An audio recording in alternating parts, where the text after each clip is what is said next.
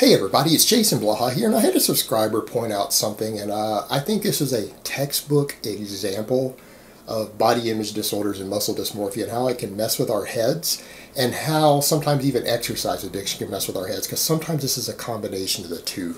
So let me put on my +5 out of weaponsmithing, work on skilling up my crafting a little bit, and let's talk about this, because I had a viewer say, hey, I quit doing skull crushers and other stuff. Sometimes people do this for good reason. They're getting elbow tendonitis and everything else. And he's like, I got stronger. I made progress on all my pressing movements, but my triceps look smaller. They look worse or something like that. And I want people to stop and think about that for a moment. Because people need to understand that muscle growth is about progressive overload. And you know what? At a certain point, individual muscles don't care if you used a compound movement or an isolation movement to make them grow. It actually doesn't matter. It affects how much other muscle grows in your body. It affects your performance as far as motor pattern learning as to which one you used. But really, muscles care about tension. They care about work, how much work you made a muscle do. And your triceps, perfect example, doesn't really care if you used some sort of cable press down or a closed grip bench press or a weighted dip to build it up. All right, different heads might develop slightly differently, but we discussed that a lot.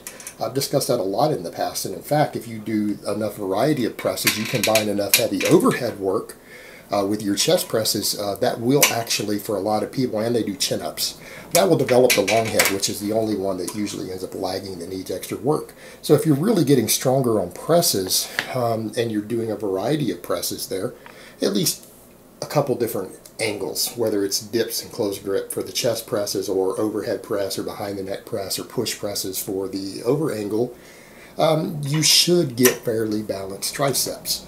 Now the thing is that people need to understand, it is not biologically possible to make strength gains on a compound movement and not have the muscles grow that are involved. The only exception to this is when you're new to an exercise, that initial burst of strength you gain that's neurological, it's neuromuscular, because it's motor unit learning. Like you've never done a bench press, and your bench press goes up a lot the first 2 or 3 sessions. All right, and that's normal. But if you've been bench pressing for a while, and you already know how to perform the exercise, you've been doing it for a few weeks, any strength gain that you make on the bench press will absolutely increase the size of your pecs, your anterior delts, and your triceps. It is unavoidable. And you know what? That's the way progressive overload works. So when you look at that biologically, it is not possible for you to make progress on multiple compounds, especially if you're doing 2 different compound exercises, because he said all his presses. He's made on different presses. He's made progress. It's not possible for you to make progress, any serious amount of progress, on 2 different compound movements that use any muscle as a primary mover. I don't care if it's a tricep, I don't care if it's the bicep, I don't care if it's the quad. It's not possible for you to make progress on 2 different compounds without the muscles involved growing. It just doesn't work that way. That's not the way the human body works. Strength gains other than initial neurological gains are always accompanied by hypertrophy. All right, and even if there were other exercises that maybe worked that muscle better, the fact that you had progressive overload on 2 different movements that use that muscle as a primary mover, it is going to grow even if you had cut out an exercise that was slightly better. Because ultimately it is volume that does that, meaning an exercise that recruits a muscle 10% less effectively than another, if you make progress on it, you'll still grow. So how is it that you have a person who feels that it's gotten smaller? Well, because in his head, he believes that he has to isolate the triceps for them to grow. This is someone who maybe has a hang-up about their triceps, maybe has a hang-up about their arms.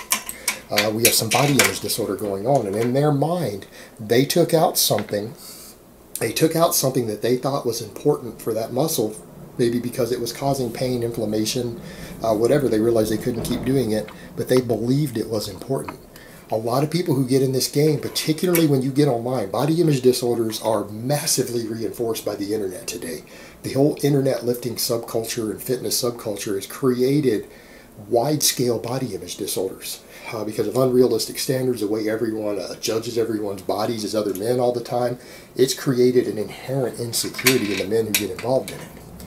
Now you get involved in that, and then people who train tend to be, particularly people who are training for size, they tend to be easily affected by body disorders. They tend to be slightly predisposed to them. You get in that environment, it's easy to develop bigorexia, okay, which is, again, the belief that your muscles aren't big enough, that they need to be bigger, that you don't see them as big as they really are. You have a distorted view in your mind about how big you are. And I've seen this with guys. I've had a friend, I'm not going to say who, actually someone who spotted me on camera before, who was massive, but he had body image issues. He couldn't see how big he actually was.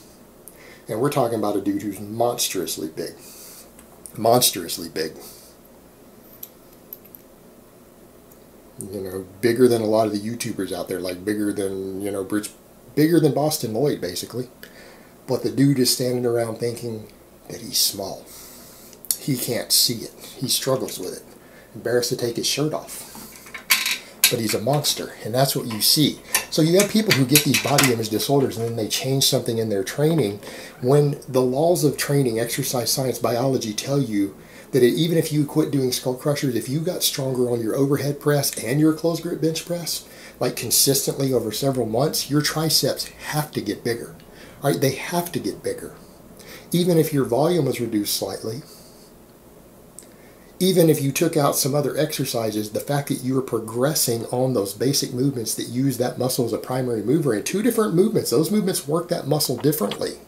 There's a difference in the way they recruit fiber distribution in the muscle on those two lifts, because there's a very different plane of motion involved, different stretch on the muscle.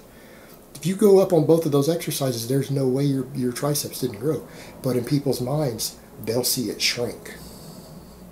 And that's a body image disorder. When you see yourself visibly shrinking in the mirror, when the laws of biology tell you that you had to have gained at least a little tiny bit of muscle, right? That's a delusion. That's a false perception of yourself. And we've got to be aware of that, guys. Be aware of that. Step back when you see something wrong with your body. Ask yourself, is this a body image disorder creating this? Or is it actually objective reality? Because is it even biologically possible? In that case, no. If your closed grip bench press and your overhead press went up 15%, it is impossible for your triceps to not have grown. In fact, all three heads of your tricep would have to grow. It's impossible not to. But people will see that. And the other thing that we see with that has to do with exercise addiction. You see this a lot too. You see people who do really high volume training who will switch to a lower volume, more minimalist style of training. Well, the problem is that a lot of people who get focused on a higher volume training can develop a form of exercise addiction. And when you develop addictions to anything, even positive things, and people need to realize that you can become addicted to something that's good for you. All right, it's possible to become addicted to things that are beneficial to you. Not all addictions are heroin or alcohol. All right, you can become addicted to positive things. Exercise can become addictive for some people. When you get an exercise addiction like that, and then you reduce the amount of exercising you're doing, even though you might still be improving, because you know what? Guys, it's possible to make progress. You could cut the amount of time you're spending in the gym down to a third and still make progress. And I'm not saying higher volume training doesn't have its merits. It can. And maybe in some cases you won't gain as much as you did with the higher volume training, but you should still be making progress. If you're going to the gym and even focusing on the basics and progressive overload, you're probably gaining a little bit of muscle. But you'll see people who will change their training style, and because of their addiction and their belief that they have to do that amount of training, they will again sometimes develop that body image disorder associated with their addiction, and they will see themselves losing muscle in the mirror when in reality they might be gaining muscle.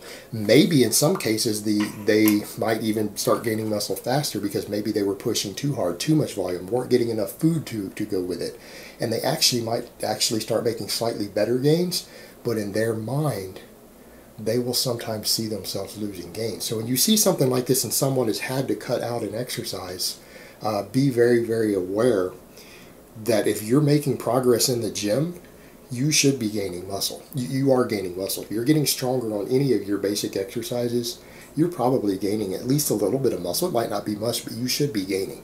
And if you see yourself losing muscle, step back and ask, is this a delusion I have based upon a body image disorder?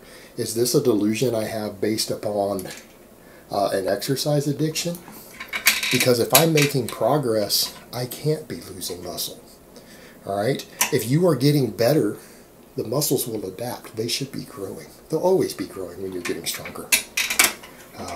Again, especially on your big basic exercises. If your deadlifts are going up, your close grip bench press is going up, overhead press is going up, exercises that it's hard to cheat on and you know you're getting stronger, that's muscle gain. That's always muscle gain.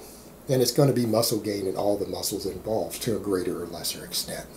So we've always got to keep that in perspective here, guys. Make sure that what you're seeing is actually what's really going on and not some mental hang-up that we have developed associated around our training. All right, guys, but that's really all I have to say on that today. I hope it's been informative, and I will talk to you guys next time.